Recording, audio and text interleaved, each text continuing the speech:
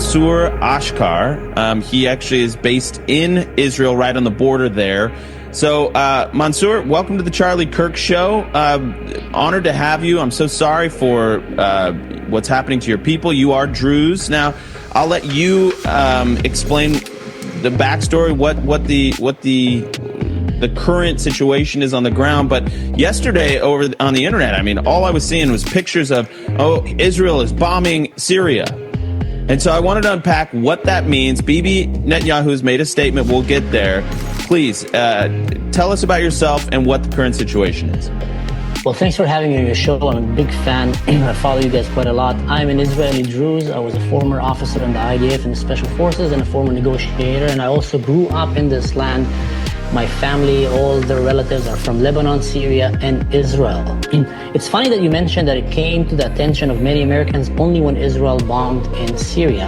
And that shows us again how mainstream media choose what to show and what not to show, because they didn't show that for 3 days before that, there was an October 7th, pretty much, that was going on the Druze community in Syria.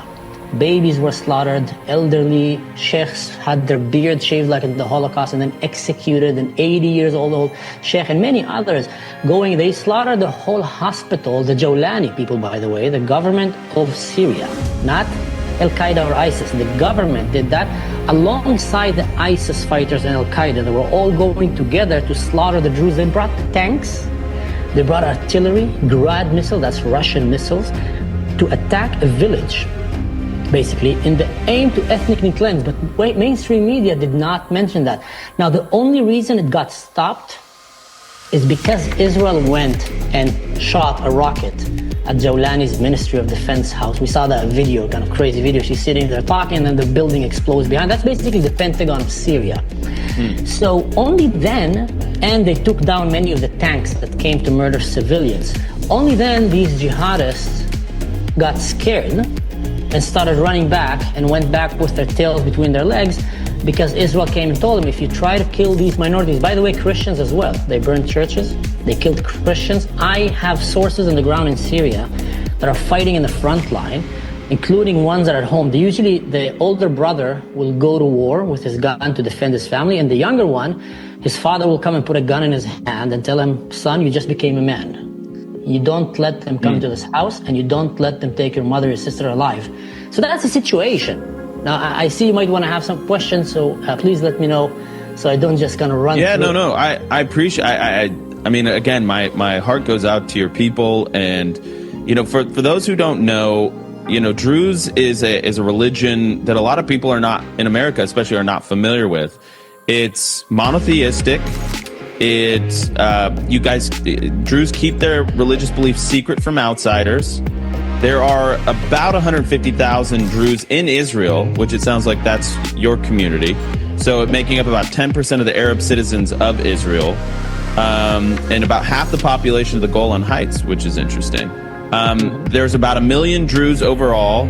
It's a spin-off of Islam going back about 1,000 years. So they're an Abrahamic monotheistic religion, and they see Jesus and Muhammad as prophets. But again, this is pretty obscure for most Americans, right? And we don't have to get into all the theology of it. But you said something I think that's really important. So we see the rise of Ahmad what's his name again here? Al-Shara.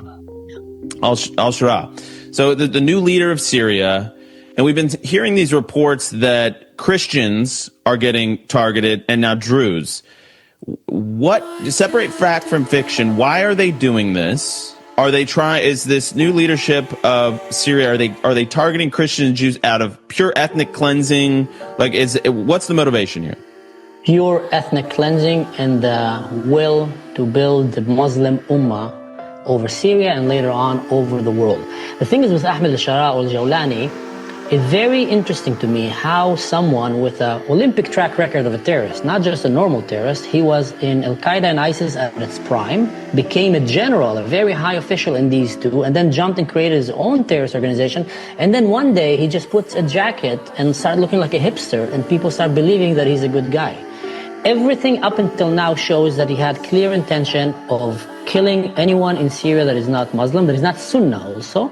And he started doing that to the Christians, he started doing it to Alawites, and now he's trying to do that to the Druze. Actually, I just translated an audio message that was sent by some of the officials from his regime to the soldiers of his government in Arabic, and I put it in my Instagram with English and Hebrew subtitles, and it says this: please stop using cameras when your phones when you're going to slaughter these Druze pigs. Shave their beards, slaughter them, slit the throat, burn their houses, just don't use cameras. And listen to the next part. He said, don't do the same mistake that we did in the coast. He's referring to when they killed the Christians. Over there we did that and that backfired. So do all these things, just don't film it. And then he adds another command to them. The IDF Air Force is coming to target us. They want to stop us from committing a genocide. So start using human shields. Start hiding among the population and hide your tanks and vehicles and Toyotas between the houses. So you're getting a very clear Hamas-style, Hezbollah-style order to commit the worst thing on the face of this planet. Just please don't film it. And they did it to the Christians. They're doing it right now to the Druze. That's the image. This sheikh is 80 years old. A peaceful man. And they're doing that, that's the army, by the way. And they're doing that with glee, with rejoicing.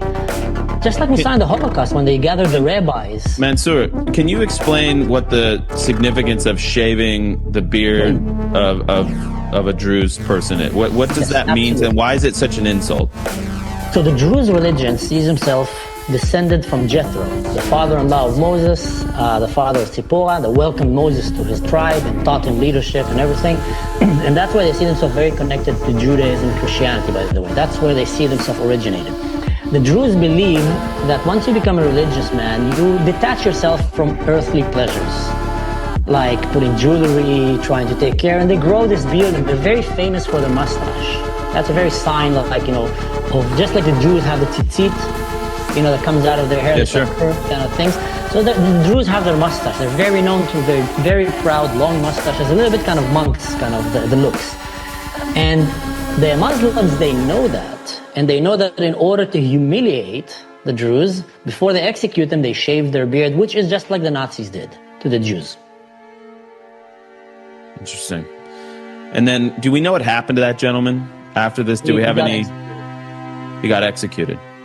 Him and many others. I would say this. Could I share a personal story that explains this whole thing in the best way so the West can understand? Of course, please. And I'll do it very quick because I know we're running out of time. There were 3 genocidal attempts in the area of the Middle East in the last 2 years. And all 3 of them were stopped by Israel. First, Hamas came and tried to genocide all the Jews. They stopped them because Israel, the IDF, contained it. They would have if they could have. Their aim was to kill all the Jews. Second, Hezbollah wanted to do the same. Israel stopped them. Third was Iran. They wanted to nuke basically Israel. Israel stopped them from the genocidal plan. Now the fourth one is the Syrians came to genocide basically or exterminate, ethnically cleanse the Druze. If the Druze men would have fallen down in their mountain, no one would have stopped the slaughter. They were moving house to house, murdering women, children, burning them, cutting their heads, putting it outside the doors as they moved to the next house. Terrible, terrible thing. We saw in ISIS doing it. And then Israel intervened. Now, where did the story become personal? My relative, which I didn't know he existed until the Assad regime fell down, sent me a message and told me, Mansour, they're outside of our house right now. They're coming to kill us. I am here. He's a young man. I'm here. My father told me to protect the family. I don't know what to do. And I'm trying to talk to him, and then I lose contact. For 3 days, I don't hear from the guy. And I'm thinking the worst things possible. What happened to him? Only today, I heard from him. He sent me a message, and he tells me, thank you, Israel. Thank you, the IDF. They came and they gathered us outside. And they started torturing us, investigating. They wanted to see if we have any weapons before they kill us. And just before they came to execute us, the fighter jets of Israel came roaring in the skies, and these jihadists got scared. Then some of their men managed to jump on, grab the weapons, and other Druze came to the village and fought and pushed them back. They managed to escape under the fire of tanks, artillery, and military drones that apparently were provided by Qatar and Turkey. They managed to escape the village, barely survived, only to come back a few days later after the IDF took care of these very satanic, evil, radical jihadists, to find that their houses were burned, looted. There's trucks, videos of Bedouins and jihadists driving with trucks full of chandeliers, crosses, everything that they can loot from. They usually melt these things from a church, from a chilwe, that's the Israel, the Druze synagogue, from the houses. So Israel saved them. And then what does the world come and say? Israel is attacking Syria.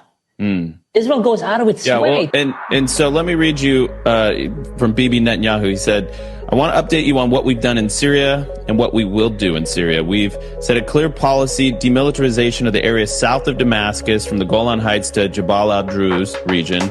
That's one red line. And then he explained that he was doing this to save the Druze. And he shares a story from Sheikh Mawafaq Tarif, the leader of the Druze community in Israel. He said it the following: during the Holocaust, when your people, the Jews, were being slaughtered, you cried out for help and no one came. Today, our people, the Druze, are being slaughtered and we are calling for the help of the state of Israel. And I said, he's right. We acted and we will continue to act as needed. So, I mean, he saved a genocide. I mean, I think that's fair to say in this instance. 100%. And Mansour, just really quick, we've only got 45 seconds here. When the haters say that this Bibi's just doing this because it's a land grab in the south part of Syria, what do you say? What do you say to that? I say that's the silliest thing in the world. Israel has been engaged in war in 7 fronts for more than 600 days. We've depleted our army. Our soldiers are tired and exhausted. Do you really think we're going to go and look for another war in another foreign land to save people that are not citizens of Israel, not Jewish, from their own government that want to kill their own citizens? That is the dumbest thing in the world. Israel did that because they are doing the right thing, which is the call for Israel to be light for the nations. And I wish that America and other countries will do that to protect Christians around the world. Yeah.